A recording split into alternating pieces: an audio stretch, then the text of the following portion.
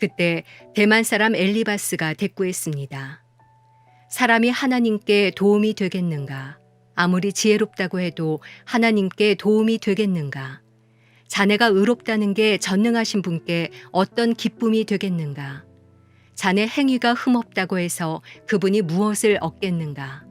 자네가 그분을 경외했기 때문에 그분이 꾸짖으셨단 말인가? 그래서 자네를 심판하신다는 건가? 자네 악함이 큰 것 아닌가? 자네 죄악이 끝이 없는 것 아닌가?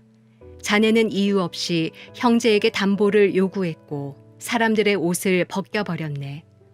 또 자네는 지친 사람에게 물을 주지 않고 굶주린 사람에게 빵을 주지 않았네. 권세 있는 사람이 땅을 얻었고 존귀한 사람이 거기 살았네. 또 자네는 과부를 빈손으로 보냈고 고아들의 팔을 꺾어버렸네. 그렇기 때문에 지금 올가미가 자네를 둘러싸고 있고 갑작스러운 공포가 덮치는 것이네. 아니, 너무 어두워 자네가 앞을 볼 수 없고 홍수가 자네를 덮고 있는 것이네. 하나님께서 하늘 높은 곳에 계시지 않은가? 높은 곳에 있는 별들이 얼마나 높은지 좀 보게. 그런데 자네는 하나님이 어떻게 하시겠나? 그분이 이런 먹구름을 뚫고 심판하시겠나? 빽빽한 구름이 그분을 가려 보실 수 없고 하늘을 이리저리 돌아다녀도 우리를 보지 못하신다고 하니 악인이 밟은 전철을 자네가 밟으려는 것인가? 그들은 때가 되기 전에 끊어졌고 그 기초가 홍수에 쓸려가 버렸네. 그들이 하나님께 우리를 떠나 주십시오 했고 전능하신 분께서 그들을 위해서 무엇을 하실 수 있겠습니까 했다네. 하지만 그분은 그 집들을 좋은 것으로 채워주셨네. 그러나 악인의 계획은 나와는 거리가 멀다네.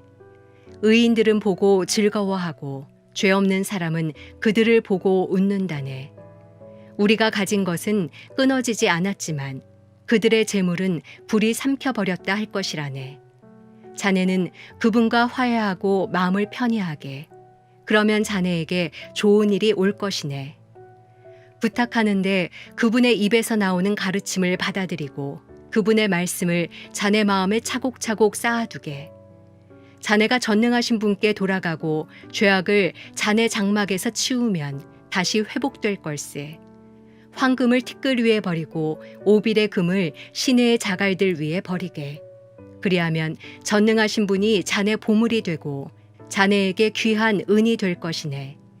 그러면 자네는 전능하신 분 안에서 기쁨을 찾게 되고 자네 얼굴을 하나님께로 들게 될 걸세. 자네가 그분께 기도할 것이고 그분이 자네 말을 들으실 걸세. 그리고 자네는 그 서원한 것을 지키게 될 걸세. 또한 마음먹는 일이 이루어질 것이고 자네의 길에 빛이 비출 걸세. 사람이 낮추어질 때 내가 높여지게 되리라고 하지 않은가? 그분은 겸손한 사람을 구원하신다네. 그분은 죄 없는 사람을 풀어주시니 자네 손이 깨끗하다면 풀려날 걸세.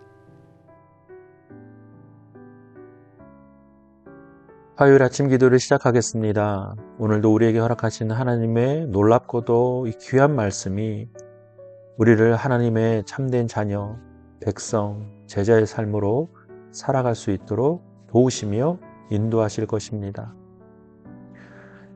오늘 우리가 함께 나눌 말씀은 욥기서 22장 1절에서 30절까지의 말씀입니다. 오늘 다시 한번 욥과 그 세 친구들은 논쟁 가운데로 나아갑니다. 오늘도 역시 그 세 친구 중에서 엘리바스가 가장 먼저 말의 포문을 엽니다. 이전에도 말했던 것처럼 엘리바스가 주장하는 그 주장은 인과응보적인 내용입니다. 즉, 죄를 범했으니 마땅히 그에 상응한 벌을 받게 된다라는 논리입니다. 이것은 우리가 어렸을 때부터 많은 동화들, 권선징악, 인과응보 이런 주제로 다룬 동화책, 많은 또 책들 이런 것을 통해서 우리가 배우지 않았습니까? 그러니 살면서 마땅히 이러한 논리로서 세상은 흘러가야 한다라고 생각할 때가 있습니다. 여러분은 어떻게 생각하십니까? 죄 지은 사람은 벌을 받아야 하는 것이 마땅합니까? 맞습니다. 물론 세상의 법을 보면 세상이 정한 그 법을 어기거나 또 남에게 피해를 준 자들은 그들이 정한 규범에 따라서 그들을 감옥에 가두거나 또 그에 상응한 마땅한 벌을 내리기도 합니다. 이것이 그 사회나 그 국가를 유지하고 운영해 가는데 가장 필요한 체계라고 할 수 있겠습니다. 그러나 우리가 하나님의 섭리와 역사를 이와 같은 잣대로 바라볼 수 없습니다. 즉, 엘리바스는 이와 같은 생각과 기준으로 하나님의 역사를 재단하고 있는 것입니다. 물론 하나님께서는 악한 자들을 벌하십니다. 심판하십니다. 하나님 앞에 범죄한 자들을 하나님께서는 그저두지 않으시고 단호하고 또 확고한 하나님의 뜻 가운데 심판으로 역사하십니다. 그러나 여러분, 우리가 잘 아는 것처럼 하나님의 성품은 그저 잘못된 것에 대하여 벌하시는 분이 아니라는 사실입니다. 이렇다고 한다면 그 사랑으로 예수 그리스도를 통하여 모든 인류를 구원하시고자 했던 하나님의 성품과 계획을 우리는 믿을 수 없을 것입니다. 하나님께서 갖고 계신 마음은 아무리 추한, 아무리 악한 죄를 범했다 할지라도 그 죄인이 하나님께 돌아오면 얼마든지 그 죄인을 용서해 주시고 하나님의 자녀로 삼아 주신다는 놀라운 사실입니다. 이것이 밑바탕에 깔려 있어야 합니다. 이것이 우리의 신앙 고백의 근간이 되어야 합니다. 물론 악인을 하나님께서 심판하고 벌하시나 그 악인조차도 하나님 앞에 자기의 죄를 고백하고 하나님을 인정하고 삶의 주인으로 모신다면 하나님께서는 그를 사랑으로 맞아주신다는 것, 그것을 우리는 인정할 수밖에 없을 것입니다. 생각해 보십시오. 세상의 법을 정말로 크게 지키지 못하고 남에게 큰 피해를 준 사람은 하나님의 구원을 받지 못합니까? 이에 반해서 큰 죄를 저지르지 못하고 정말 사소한 도덕적인 규범을 지은 사람은 하나님께서 쉽게 구원하십니까? 그렇지 않습니다. 하나님의 섭리는 우리가 생각하는 인과응보나 권선징악의 그 제도 안에, 그 규범 안에 가두는 분이 아니십니다.